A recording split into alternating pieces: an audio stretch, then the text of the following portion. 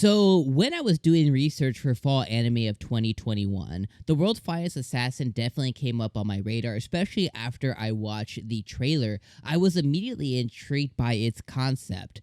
Guy is an amazing assassin in the quote unquote real world. He dies and gets reincarnated into a fantasy world, and he's then asked to go and assassinate a hero. Just that concept alone was crazy enough to really get me intrigued and really kind of like get my interest really spurring on.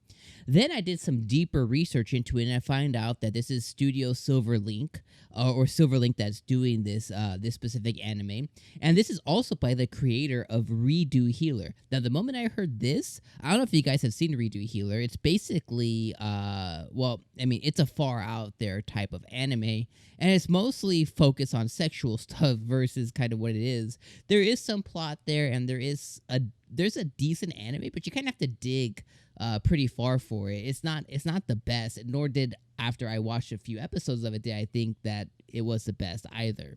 So when hearing that, my expectations going into this were excitement, but then they were kind of low as well, just because I was like, well, if I didn't like X from X creator, there's a chance that I might not like Y, but I'm going to give it a chance nonetheless because the trailer looked good and Silverlink is pretty good. Well, going into this one now, after finishing the first episode, I can say with complete confidence it was fantastic. I was smiling a lot during the episode, and I know that I'm really into an anime when I'm like stupid smiles, where I'm just kind of like blown away and just like, oh my gosh, of what a concept this is. And the crazy concept conceptually that it was definitely translated extremely well into episode number 1. And I think they came out really swinging, like no BS. I think they came out swinging on episode 1. And I think this is going to grab every single person that gives episode 1 a chance. And that is the exact thing that a really good anime needs to do, is they need to grab you on episode 1. Even if maybe down the line that they faltered, like there's some animes that grab you on episode 1 and then they kind of let you go because the anime takes a dip and it's not as good as you thought it was going to be. But regardless, episode 1 grabbing you so hard, I feel like it grabbed me, is going to make me come back for episode number 2. And if they can keep the good that they had in episode 1, it'll make for an amazing series, and it'll make for a lot of fans and good word of mouth and get more people to come back and be attracted to this anime. Now, that's what I want to say, is like this episode really blew away my expectations, and it was freaking ass fantastic. Now, regardless, again, this follows an old man. He's probably like in his 40s, and he's an assassin in the real world. He's the world's finest assassin, and he has worked for an organization. He has been raised by this organization, and he was raised to be an assassin. He's been working for this organization his entire life. He takes on his quote-unquote last job. He takes off some mafia stuff. He works with a companion. He gets assigned a buddy, and ultimately the organization ends up assassinating him. They end up taking him out, and that is how his death comes upon. And he kind of saw it coming. He knew that he was such an asset and such a tool to this organization that, of course, the way that he would go out would be with them actually assassinating him. So the person that he was assigned to was there to really distract him.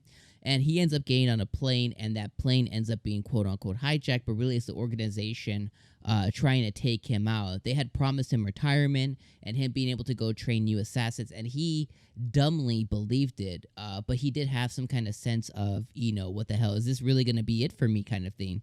And as he was having that internal dialogue of, I guess this is really my last job, I guess I'm about to go, that's when the hijacking happened. He got notified on his phone that a hijacking was happening. It was all happening too quick. And ultimately, that plane ended up being blown up by just being blown up in the sky. And at that point, he felt a lot of internal frustration.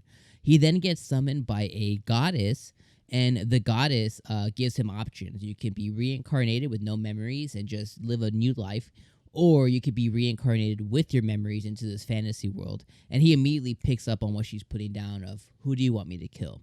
And she then lets him know, this is where the episode ended, she lets him know, like, hey, I need you to go to this fantasy world, I need you to kill the hero. And at that point, I was like, like I was giddy. I was like, you know, yes, like this is such a cool concept that a goddess is summoning somebody to go kill the hero. Like, why kill the hero? It's just such a crazy concept, and I think it's so effing cool.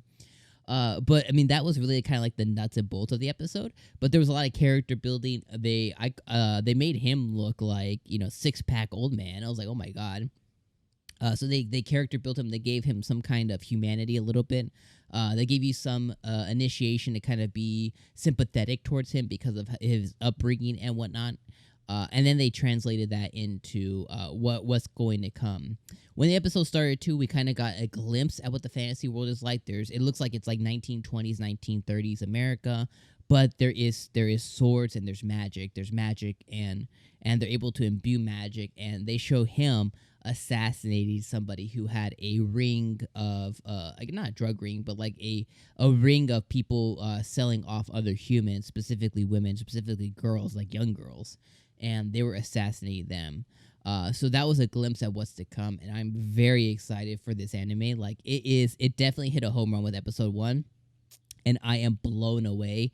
I think Silverling has something really special here, and I think the writer and the creator of Redo Healer really stepped up.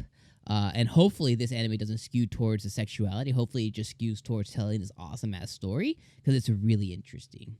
Nonetheless, that was episode number 1, guys. I appreciate you guys being here for a review. If you missed our reaction, go check out the video right here. And if you want to know what the heck is Dom covering for fall, what other anime can I expect this fall, click the video right here. These are the 10 anime I'll be covering this fall. We'll see you guys on episode number 2 next week. Peace out, guys.